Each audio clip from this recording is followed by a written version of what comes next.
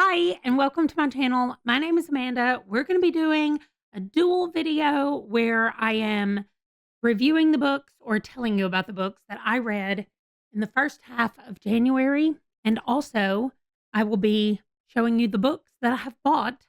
Well, since December, this includes quite a few gifts that I got for Christmas. So I have divided my book haul into three different groupings. And that's great because my reviews also fall into three different groupings. So, just like Kayla from Books and Lala, if you guys have any ideas or fun ways that you want me to do the review at the end of the month, let me know your suggestions. Right now, I'm just going to do it based on stars. We're starting with the lowest, going to the highest. Spoiler alert, so far this month, I have no 5 stars. But that's okay. It's still been a pretty good month. Starting with the 2.5-star read that I had, which was Secret Santa by Andrew Schaffer. If you want to know all my thoughts about this, I'm going to link the video where I was on Bailey's live stream from Is Bailey Reading, and we talked about this book. I chose this as our December read, but I only read about 30 pages of it in December, so I'm counting it as a January read since that's when I finished it and read the majority of the book. I did not love it, and you can hear all my thoughts over on the thing. They are spoilery thoughts, so make sure you know that before you watch that video, but that's a full breakdown of everything that we thought about it. Almost everybody else gave it 2.5 stars. One person gave it 4 stars. So that is my only 2-star though, which is great. And now I'm going to show you the books that I have gotten from Once Upon a Book Club's Advent box. So I have The Poet's House by Jean Thompson. This says, a warm and witty story of a young woman who gets swept up in the rivalries and love affairs of a dramatic group of writers. So that sounds kind of cool. I'm excited to add this to my collection. I've got to add it to my owned TBR list so that I can read it at some point as well. The other one that I got from that box is called Flying Solo by Linda Holmes. And it says, a woman returns to her small Maine hometown, uncovering family secrets that take her on a journey of self-discovery and new love in this warm and charming novel. So, that is Flying Solo. I like the cover. It's cute. Very colorful, and I like the art style of it. Okay, those are the only ones I've gotten so far from the Once Upon a Book Club box. I was opening them as I was reading the book. This is the book that goes with it, 12 Days of Book Clubmas, and that's where I am. But every time you read a story, it tells you which gift to open, and I've just kind of stopped doing it. I was thinking about doing one every month because it's 12, and that would probably be better than me trying to do it 12 days in a row because that did not happen. So we'll see what I ultimately decide to do. I think I've already opened 5 of them. Let's see. Yeah, day 5 is the last one that I opened. So I don't really have to make a decision about this until I get to May-ish, but I will decide before then. And that means we're moving on to the 3 stars after Django stops by to say hi. So there are 3 of the books that I have read in January that I gave 3.5 stars to. The first one was The Secret Battle of Evan Powell. There were so many things about this that I liked, but also so many things that I felt like could have been explored more or done more with. I think that the author tried to do too much in a small amount of space or a small book. Like there were too many things that she tried to add into one book that probably would have been better if it could have been explored a little bit more. Also, the other one, or another 3.5, was Truth or Daring. This is a series called Games We Play, and they were playing Truth or Dare, and it was a straight guy that dared another guy to kiss him, and things then happened, and well, they kissed, and then the guy that thought he was straight started contacting the other guy or wanting to know him a little bit more.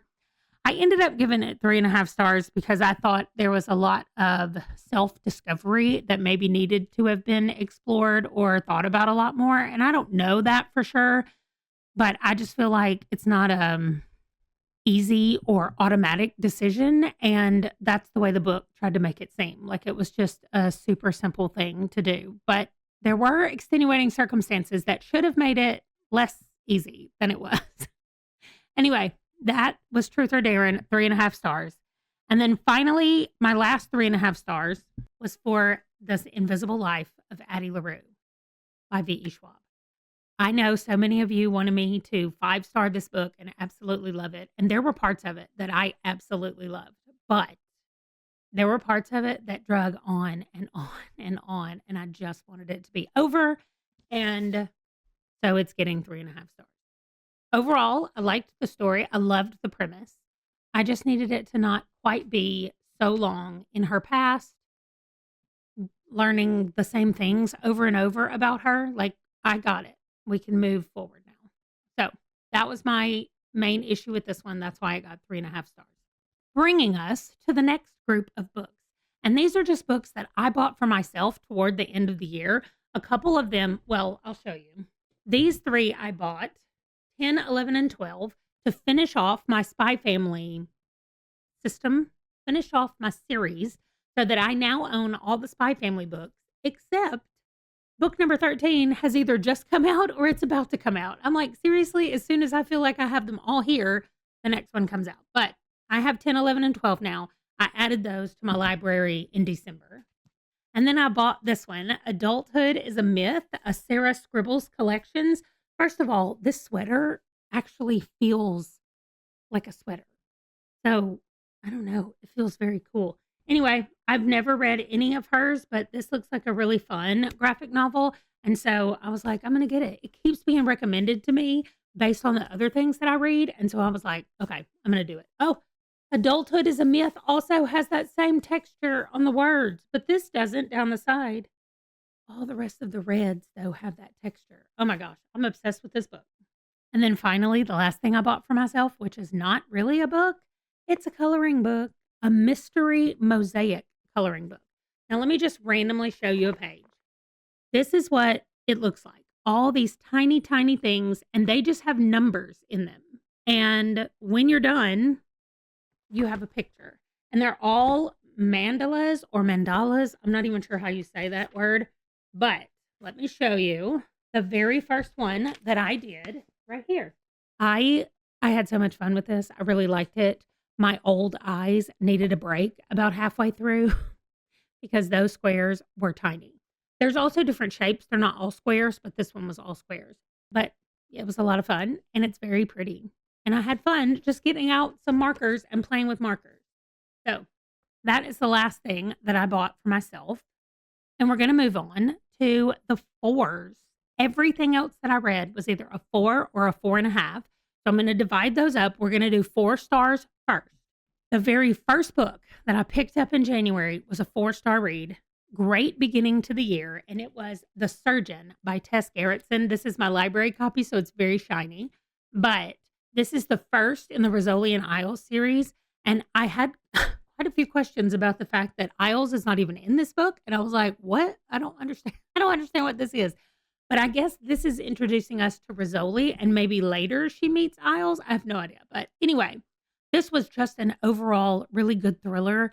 It got a 4-star because there was entirely too much like grossness for me. And I usually am okay with gory things, but it was like doctor gory things. And those of you who don't know, I have diagnosed PTSD triggered by medical things. And so I am very wary of medical descriptions of any kind. There were a few moments in here where I was like, let me look at this out of the corner of my eye and not fully get immersed in reading this. But it was so good. Such a good thriller and mystery. I cannot wait to get into this series more. Not that I needed another series, but here we are.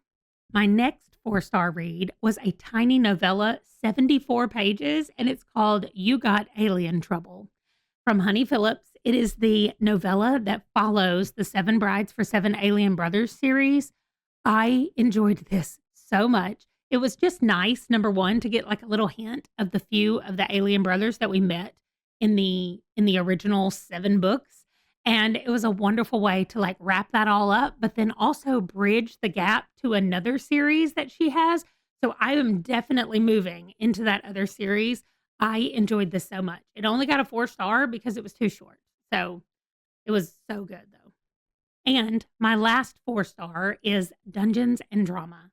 This was chosen by one of my members, and I just so much enjoyed it. So far, I have read a book in December and a book in January that my members have picked, and I have enjoyed both of them. You guys have done a great job so far with your recommendations.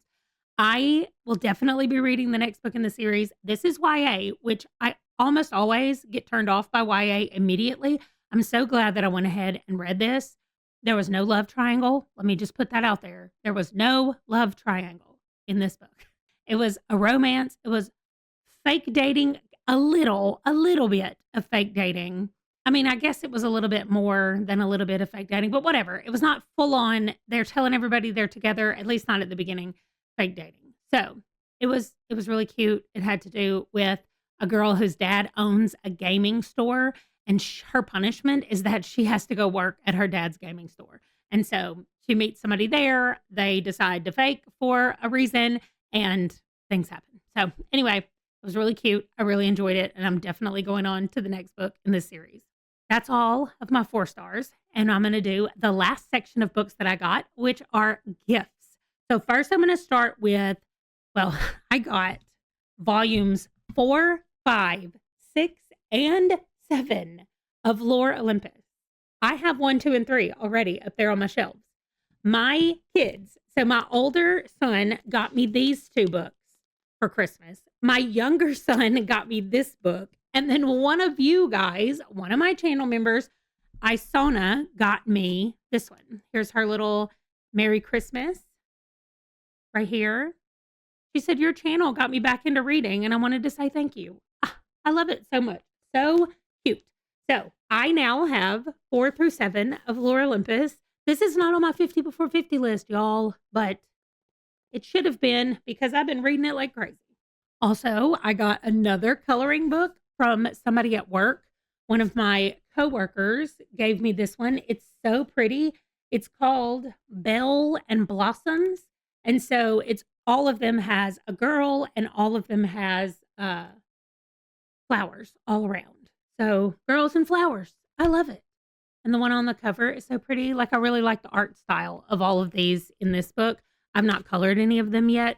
I'm trying to decide how I'm going to do it. I think I'm probably going to use the same markers because there's blank pages on the back. I just need to put a buffer page in there so I don't spill through to the other page.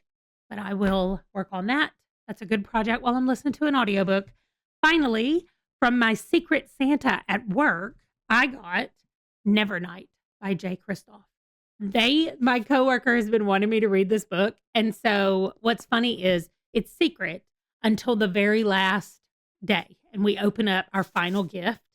And if she had given me this earlier in the year or earlier in December, I would have known who my Secret Santa was because she's been talking about this book a lot and wanted me to read it. And so I found out that she was my Secret Santa. And then I opened this and I was like, yes, of course, this is what you gave me. So Nevernight is going on my list. Y'all can tell me if I need to bump it up, how high it needs to be, because I have 2 coworkers that are obsessed with this whole series. They love it a lot. So it's going on my shelf, going in my TBR, on my TBR list. It's happening. And so then finally, for my 4.5 stars, I have 3 books that I gave 4.5 stars to. I'm trying to be way more, dingy is not the word, but I'm trying to be more discerning about what I give 5 stars to this year. I really want to start being completely like thinking through more about what I want to put as ratings and not just saying, it was all right, I'll give it 4 stars. Like, I have always been super generous with the way that I rate books because I wrote a book and it is a very hard thing to do. And I feel like just the act of writing a book should at least get you 3 stars. So I used to never rate anything under 3 stars, but I am trying this year to seriously think about it because that doesn't always mean that you should write a book. Just because you sit down and you write it, it doesn't mean it's good. My book is not published because, yes, I wrote a book. It's not great. I'm not publishing a book that is not good. So if you do that, I'm going to give you less than a 3. So that is my PSA about how I'm rating books. Book number 1 that I gave 4.5 stars was the Different Seasons collection by Stephen King. I only have the body here in person. This also had Rita Hayworth and the Shawshank Redemption. It had Apt Pupil, and it had The Breathing Method. So the body is not even my favorite, but it was the only one we had at the library, and I didn't have any of these. I read them on Everand, but Different Seasons was so good. Those 4 short stories, 2 of them are so good. Apt Pupil is one of those that will just stick with you. Even if you forget what it's called, you forget what it's about, you will still know that you read a book about an old German soldier and a boy who found out about him. You'll remember that, I promise. Also, The Breathing Method, it is so weirdly disjointed. Like, there is a very secret club that is incredibly cool, and everything about that club, I want a whole book about the club. The actual breathing method is a story that's told by somebody at this club. I don't care about your story. I mean, that story ended up being weird and gross. It was like if Stephen King was like, how could I make this just super disgusting? And so he did. But the rest of it, like the secret club and all the secret stuff involving the club, I want a book about that. You can keep your lady and the breathing method and all that mess that happened, but I want more of the club.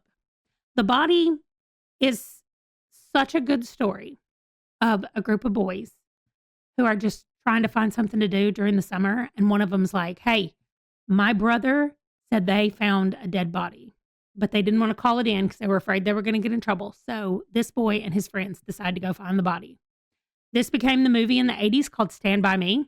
And I'm not sure if just the fact that I watched the movie as a kid before I read the book has anything to do with it, but I liked them both. The book and the movie follow so closely together, or I should say, the movie followed the book so closely.